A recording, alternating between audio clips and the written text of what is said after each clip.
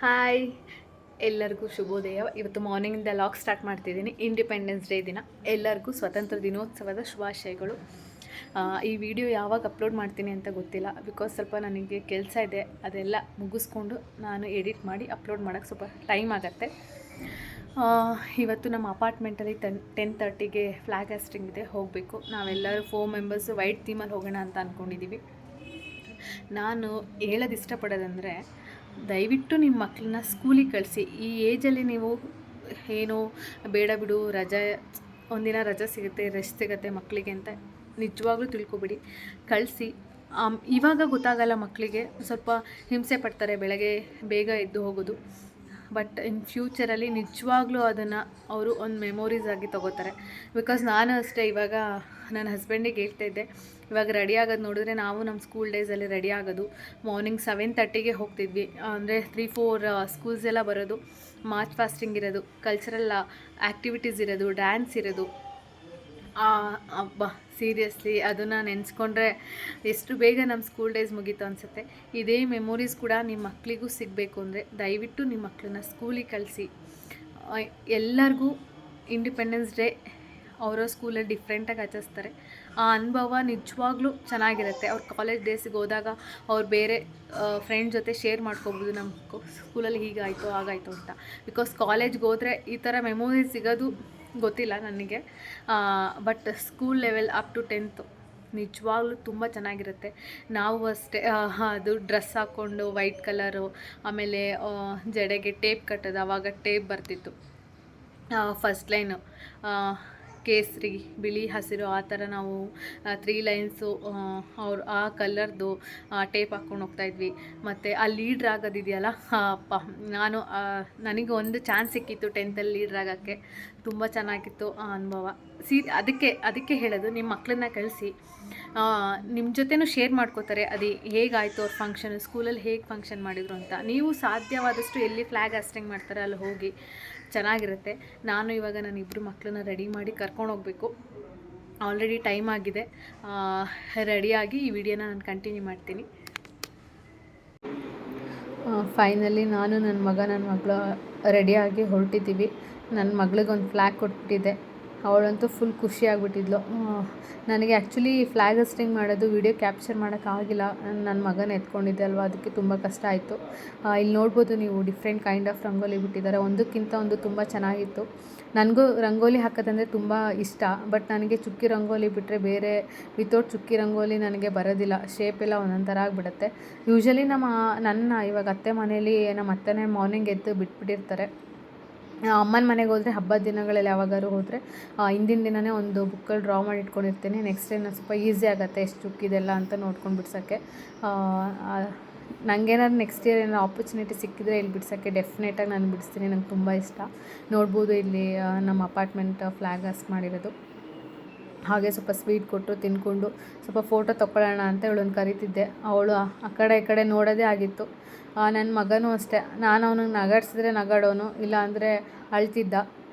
ಅದಕ್ಕೆ ಇದೆಲ್ಲ ಯಾವುದೂ ವರ್ಕೌಟ್ ಆಗೋಲ್ಲ ಅಂತ ಹೇಳಿ ಮನೆಗೆ ರಿಟರ್ನ್ ಹೋಗ್ತಿದ್ದೆ. ಅಷ್ಟೊತ್ತಿಗೆ ನನ್ನ ಮಗಳು ಫ್ರೆಂಡ್ ಸಿಕ್ಕಿದ್ಲು. ಸ್ವಲ್ಪ ಹೊತ್ತು ಅವ್ರ ಜೊತೆ ಆಟಾಡ್ಸೋಣ ಅಂತ ಆಟಾಡಿಸಿದ್ದೆ. ಯಾರ್ಯಾರು ನನಗೆ ನನ್ನ ಮಗಳು ಫ್ರೆಂಡ್ ಸಿಕ್ಬಿಟ್ರೆ ಮುಗೀತು, ನಮ್ಮ ಹತ್ರ ಬರೋದೇ ಇಲ್ಲ ನನ್ನ ಮಗಳು. ಅವ್ರ ಮನೆ ಕರೆದ್ರೂ ಹೋಗಿಬಿಡ್ತಾಳೆ. ಆಮೇಲೆ ನನ್ನ ಹಸ್ಬೆಂಡ್ ಕೂಡ ಬಂದರು. ಅವ್ರು ಫ್ಲ್ಯಾಗ್ ಹಾಸ್ಟಿಂಗ್ ಬರೋಷ್ಟೊತ್ತಿಗೆ ಟೈಮ್ ಆಗಿಬಿಟ್ಟಿತ್ತು, ಸೊ ಅವ್ರು ಬರೋಕ್ಕಾಗಿಲ್ಲ. ನಂಗೆ ಸ್ವಲ್ಪ ಮಧ್ಯಾಹ್ನಕ್ಕೆ ವೆಜಿಟೇಬಲ್ಸ್ ಬೇಕಿತ್ತು, ಅದಕ್ಕೆ ನಿಯರ್ ಒಂದು ಶಾಪ್ ಇದೆ, ಅಲ್ಲಿಗೆ ಹೋಗಿ ಸ್ವಲ್ಪ ತರಕಾರಿ ತೊಗೊಳ್ಳೋಣ ಅಂತ ಹೋಗಿದ್ವಿ. ಯೂಶ್ವಲಿ ನಾವು ತರಕಾರಿ ತೊಗೊಳ್ಳೋದಿಲ್ಲ, ಬಿಕಾಸ್ ಇಲ್ಲ ಹಣ್ಣು ತರಕಾರಿ ಎಲ್ಲ ಒಂದೇ ಪ್ಲೇಸಲ್ಲಿ ಸಿಗುತ್ತೆ ಅಂತ. ಆಮೇಲೆ ಎಲ್ಲ ಊಟ ಮಾಡಿಕೊಂಡು ಇವಾಗ ಸ್ವಲ್ಪ ಡ್ರೆಸ್ ತೊಗೋಬೇಕು ಅಂತ ಹೋಗ್ತಿದ್ವಿ ಕಮ್ಮನಹಳ್ಳಿ ಕಲಾಮಂದಿರ್ಗೆ. ನಾನು ಯೂಶ್ವಲಿ ಹೋಗೋದು ಅದೇ ಅಂಗಡಿಗೆ, ಬಿಕಾಸ್ ಅದು ನಿಯರ್ ಇದೆ. ನಾನೊಂದು 2 to 3 ಅವರ್ಸಲ್ಲಿ ಶಾಪಿಂಗ್ ಮಾಡ್ಕೊಂಡು ಬರಬೇಕು, ಯಾಕಂದರೆ ನನ್ನ ಮಗ ಇರ್ತಾನೆ, ಮಲಗಿಸಿ ಹೋಗೋದಲ್ವ, ಅದಕ್ಕೆ.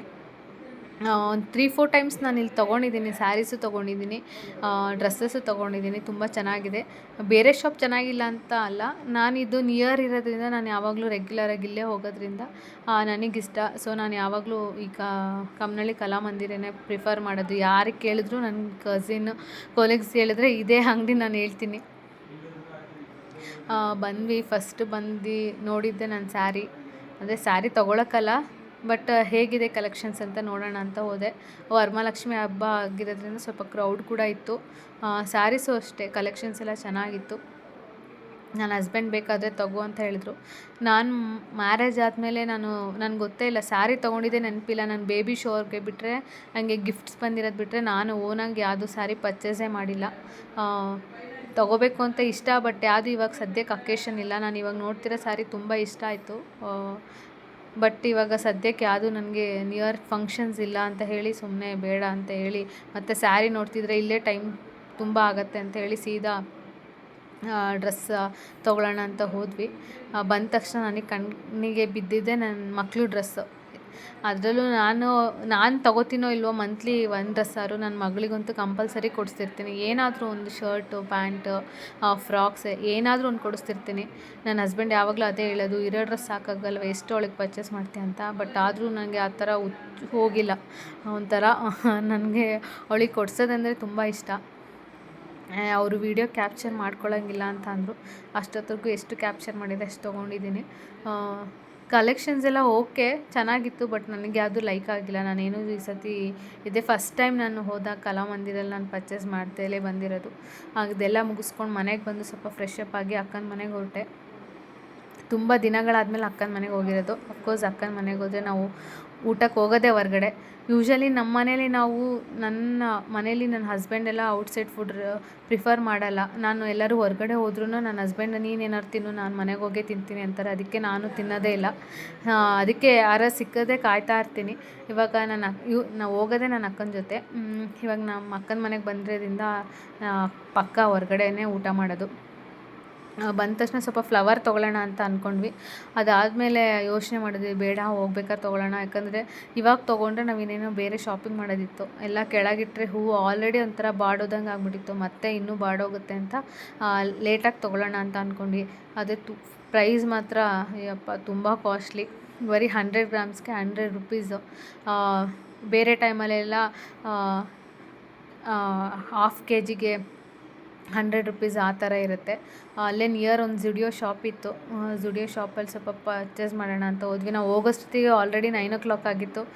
ನಾವು ಹೋಗಿ ಇನ್ನೇನು ಒಂದು ಸ್ವಲ್ಪ ಡ್ರೆಸ್ ನೋಡ್ತಾ ಇದ್ವಿ.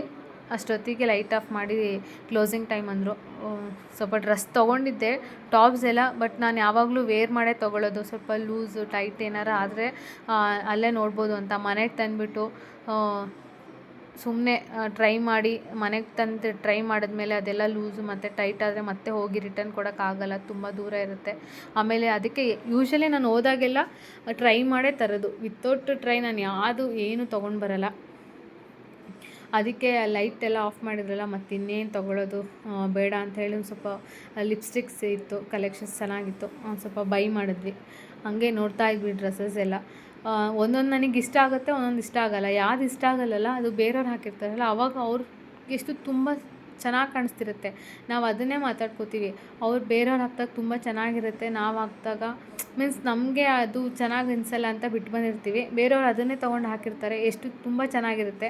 ಆ ಥರ ನಿಮಗೂ ಯಾವಾಗಾರು ಅನುಭವ ಆಗಿದೆಯಾ? ನಾನಂತೂ ಮಂತ್ಲಿ ಒಂದು ಟಾಪ್ ಕಂಪಲ್ಸರಿ ತೊಗೋತೀನಿ, ಒಂದಲ್ಲ ಎರಡು. ನಮ್ಮ ಅಕ್ಕ ಯಾವಾಗಲೂ ಬೈತಿರ್ತಾಳೆ, ಏನು ಅಷ್ಟು ಡ್ರೆಸ್ಸು ಹುಚ್ಚು ತುಂಬ ನಿನಗೆ ಅಂತ. ನಮ್ಮ ಅಕ್ಕ ಡೆಡ್ ಆಪೋಸಿಟ್ಟು. ಅವಳು ಹಂಗೆಲ್ಲ ಸುಮ್ಮನೆ ಡ್ರೆಸ್ಸಿಗೆಲ್ಲ ಇನ್ವೆಸ್ಟ್ ಮಾಡಲ್ಲ. ಏನಾದ್ರು ಅಕೇಶನ್ಸ್ ಇದ್ದರೆ ಹೌದು ತೊಗೋತಾಳೆ, ಇಲ್ಲಾಂದ್ರೆ ಇಲ್ಲ. ಫಸ್ಟ್ ಇಯರ್ ನನ್ನ ಮಗನಿಗೆ ನಾನು ನನ್ನ ಮಗಳಿಂದ ರಾಖಿ ಕಟ್ಟಿಸ್ತಿರೋದು. ತುಂಬ ಕಲೆಕ್ಷನ್ಸ್ ಇತ್ತು. ನಾನು ನೋಡಿ ಒಂದು 3-4 ಶಾಪ್ಸ್ ನೋಡಿದೆ. ಕಲೆಕ್ಷನ್ಸ್ ಎಲ್ಲ ಒಂದಕ್ಕಿಂತ ಒಂದು ಚೆನ್ನಾಗಿತ್ತು. ನನಗೆ ಕನ್ಫ್ಯೂಸ್ ಆಗಿಬಿಡ್ತು ಯಾವ್ದು ತೊಗೊಳ್ಳೋದು ಅಂತ. ಆದರೆ ತುಂಬ ಕಾಸ್ಟ್ಲಿ. ನಮ್ಮ ಟೈಮಲ್ಲೆಲ್ಲ ಇಷ್ಟು ಕಾಸ್ಟ್ಲಿನೇ ಇರಲಿಲ್ಲ. ಇವಾಗ ನೋಡಿದ್ರೆ ಯಾವುದು ಪುಟ್ಟ ರಾಕಿಗೂ 150, 160 ಹಾಗೆ ಹೇಳ್ತಾರೆ. ಯಾವುದೋ ಸ್ವಲ್ಪ ಇಷ್ಟ ಆಯಿತು, ಫಸ್ಟ್ ಇಯರ್ ಅಲ್ವಾ, ಒಂದು ಸ್ವಲ್ಪ ಸ್ಪೆಷಲ್ ಆಗಿರಲಿ ಅಂತ ಸ್ವಲ್ಪ ಚೆನ್ನಾಗಿರೋದೇ ರಾಖಿ ತೊಗೊಂಡು ಬಂದೆ. ಹಾಗೆ ಫ್ಲವರ್ಸ್ ಎಲ್ಲ ಇತ್ತು, ತೊಗೋಬೇಕು ಅಂತ ಇಷ್ಟ ಇತ್ತು. ಬಟ್ ನನ್ನ ಮಗನ ಎತ್ಕೊಂಡು ಹಬ್ಬ ತುಂಬ ಕಷ್ಟ ಆಯಿತು ತೊಗೊಳಕ್ಕೆಲ್ಲ. ಹಂಗೆ ನನ್ನ ಮಗಳಿಗೆ ಸ್ವಲ್ಪ ಡೈಲಿ ಯೂಸು ಶರ್ಟು ಪ್ಯಾಂಟ್ ನೋಡೋಣ ಅಂತ ಬಂದು ಸ್ವಲ್ಪ ಶಾಪಿಂಗ್ ಮಾಡಿದ್ವಿ. ಅದನ್ನು ವೀಡಿಯೋ ಕ್ಯಾಪ್ಚರ್ ಮಾಡ್ಕೊಳಕ್ಕಾಗಿಲ್ಲ. ಫೈನಲಿ ನಾವು ನಮ್ಮ ಡಿನ್ನರ್ಗೆ ಬಂದ್ವಿ. ಇಲ್ಲೂ ಹೊಸ್ದಾಗಿ ಒಂದು ಯಾರ್ಯಾರು ವಿಜ್ಞಾನ ನಗರದಲ್ಲಿದ್ದೀರೋ ಅವರಿಗೆಲ್ಲ ಗೊತ್ತಿರುತ್ತೆ, ಜೋಳದ ರೊಟ್ಟಿದೊಂದು ಹೋಟೆಲ್ ಆಗಿದೆ. ಬಟ್ ಸ್ವಲ್ಪ ಕಾಸ್ಟ್ಲಿ ಅನ್ನಿಸ್ತು. ಬಟ್ ತುಂಬ ಚೆನ್ನಾಗಿತ್ತು. ಯಾರ್ಯಾರು ನಿಯರ್ ಬೈ ಇದ್ದೀರಾ ಒಂದ್ಸತಿ ವಿಸಿಟ್ ಮಾಡಿ. ಟೇಸ್ಟ್ ವೈಸು ಅಂತೂ ತುಂಬ ಚೆನ್ನಾಗಿತ್ತು. ಇವತ್ತಿಗೆ ನಾನು ಇಲ್ಲಿಗೆ ವಿಡಿಯೋ ಎಂಡ್ ಮಾಡ್ತಾಯಿದ್ದೀನಿ. ನನಗೂ ನನ್ನ ಅಕ್ಕಂಗೂ ಸಪೋರ್ಟ್ ಮಾಡಿ. ದಯವಿಟ್ಟು ಈ ವಿಡಿಯೋ ನಿಮ್ಗೆ ಇಷ್ಟ ಆದರೆ ಶೇರ್ ಮಾಡಿ, ಸಬ್ಸ್ಕ್ರೈಬ್ ಮಾಡಿ. ಮತ್ತೆ ಒಂದು ಹೊಸ ವಿಡಿಯೋದೊಂದಿಗೆ ಸಿಗ್ತೀನಿ. ಟೇಕ್ ಕೇರ್, ಬಾಯ್ ಬಾಯ್.